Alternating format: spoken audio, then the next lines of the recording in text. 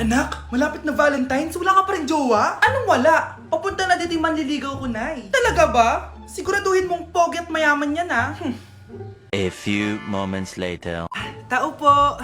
Hello. Ito, para sa'yo. Konti lang to. Sana ma-appreciate mo. Wow, thank you. Anak, yan na ba yung manliligaw mo? Bakit parang di naman mukhang mayaman? Nay, ano ba? Hello. Para sa'yo. Bagong iPhone, bagong iPad, car, at house and lot. May gusto ka pa ba? Ayan yung gusto ko. Yung mayaman. Yung ibibigay lahat ng gusto namin. Hindi ko man mabibigay lahat sa'yo, pero mamahalin kita ng tunay. Nagmamahalan nga kayo. Gutom naman. Ako piliin mo. Ibibigay ko sa'yo lahat. Anak, ayusin mo yung pagpili mo. Ikaw yung napili ko. Sabi na ako pipiliin mo. Ang napili kong i-busted. Ikaw yung gusto kong makasama. Na-appreciate ko lahat ng binigay mo sa akin. Ang bobo mo talaga, anak! Boss, pinapatawag ka na ng daddy mo sa mansyon. Sige, papunta na ako. Hindi pala siya gold digger. Sasama kita. So, mayaman ka talaga? Yun naman pala. Sama din ako sa mansyon mo. Hindi pwede, Nay. Bawal sumama ang mga gold digger. Tara na, babe. Una na po kami.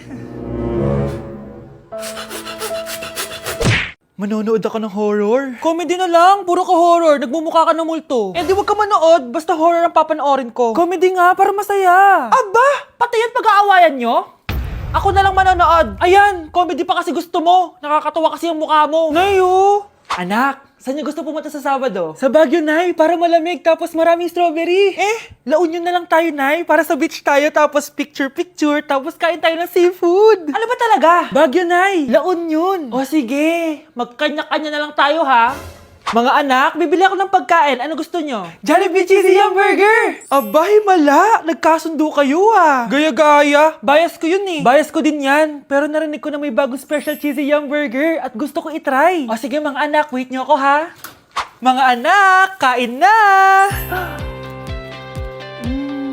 Sarap pa rin itong original Cheesy Yum Burger for me. Ang beefy lang hap sarap patty with cheese and classic yum sauce ng Jollibee. Bias talaga! Wow! Kakaiba yung atake na itong special cheesy yum burger. Pang bias wrecker. May beefy lang hap sarap patty at cheese na nga. Meron pang crunchy pickle, onions, and ketchup. Oh, akala nyo kayo lang? Meron din ako niyan. Di talaga magpapatalo si nanay, oh. True. Class, listen! Mamimiss ko kayo! Mamimiss namin yung subject nyo, ma'am. Mamimiss kita, ma'am, kahit wala naman ako natutunan sa inyo. Ano ba yung tinuro mo?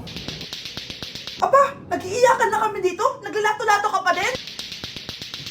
Be, kahit inagaw mo sa akin yung crush ko, mamimiss kita. Ikaw din, be, mamimiss kita. Kahit ang baho ng hininga mo, kahit palagi mo ako nililista sa noisy, mas maingay pa din yung putok mo. Lo, paano naging valedictorian yan? Nangungopia lang yun sa akin, Di ko na patatagalin. Sa teacher ko, na ang dami pinapagawa at palaging galit. Sa principal namin ngayon ko lang nakita. Nandyan po pala kayo. Sa mga classmates kong amoy putok at puro kopya sa akin kahit may set A, set B. At sa crush kong di ako ginawa. Ang dami mong time, be. O ano ka ngayon?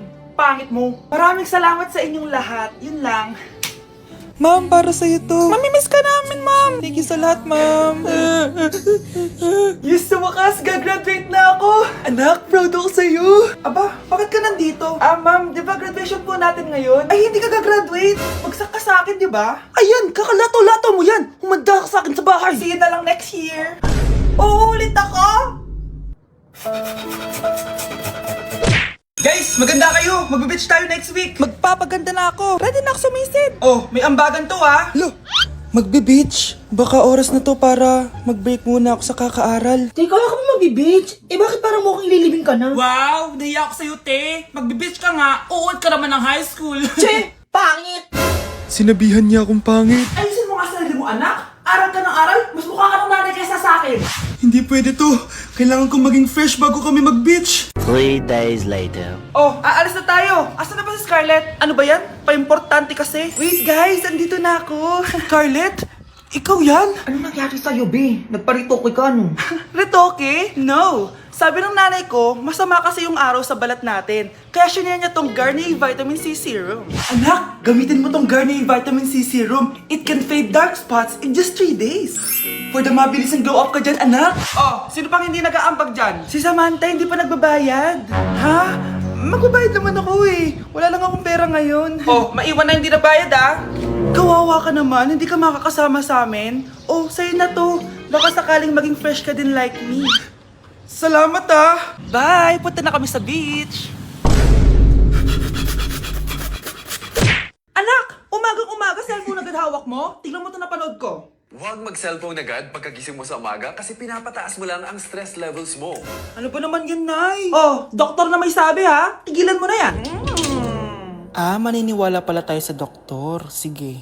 Grabe, ang init. Paliligo na nga ako. Nay, may napanood ako oh. Kung may nagsabi sa'yo na dapat kang maligo araw-araw, isang malaking kasinungalingan yan. Oh, sabi ng doktor, Nay, bawal daw maligo araw-araw. Ba't ka naliligo? Oh, sige, din ako maliligo.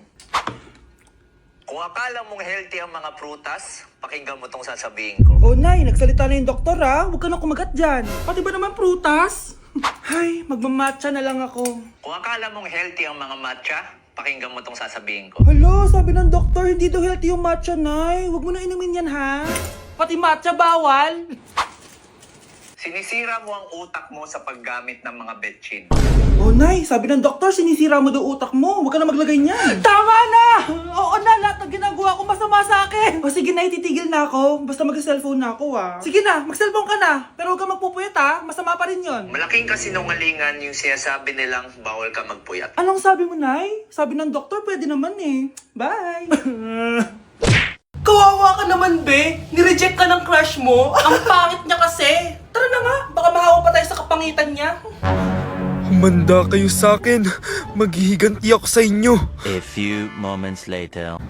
Sorry guys, I'm late. Sino yan? May bago ba tayong kaklase? Be, si Scarlett yan. Oh, hi. Ako nga pala yung sinabihan yung pangit dati. Boyfriend niyo ba yung mga nandun? Sabi kasi nila, ang ganda ko daw. Ikaw yan, Scarlett? Hindi pwede. Paano nangyari to? Magpaganda ka na rin, be. Baka habulin ako ng boyfriend mo. Bahala ka. Bye. Uy, Scarlett, ang ganda mo na. Anong sikreto mo? Maligo din kasi kayo, be. Hala, di ba siya yung nag-reject sa kanya dati? OMG. Sorry nga pala sa nasabi ko sa'yo dati. Pero sure na ako ngayon na gusto kita. Eto, para sa'yo. Okay. So tayo na? Pwede ka na umalis. Ang kapal din ng mukha mo eh, no? Sorry pero may boyfriend na ako. Mas pogi at di katulad mo. Sandali lang. Ang sarap talaga maging maganda. Anak, gumising ka. Nay, anong ginagawa mo dito? Gumising ka, anak! Panaginip lang. Maganda pa rin ba ako?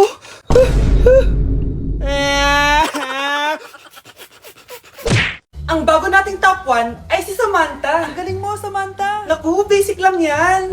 Paano nangyari yun? Pasado kayong lahat, pero may isang bagsak. Si Scarlett, halatang favorite mo si Samantha. Pares lang kami ng average. Paano ako bumagsak? Di ba sinasagot mo ako? Eh di bagsak ka ngayon. Humanda ka sa akin. A few moments later. Class, mag-behave kayo. Nandito yung principal natin. Magandang umaga, class. Kamusta yung bago nating teacher? Gusto ko pong i-report yung teacher na yan dahil may favoritism po yan.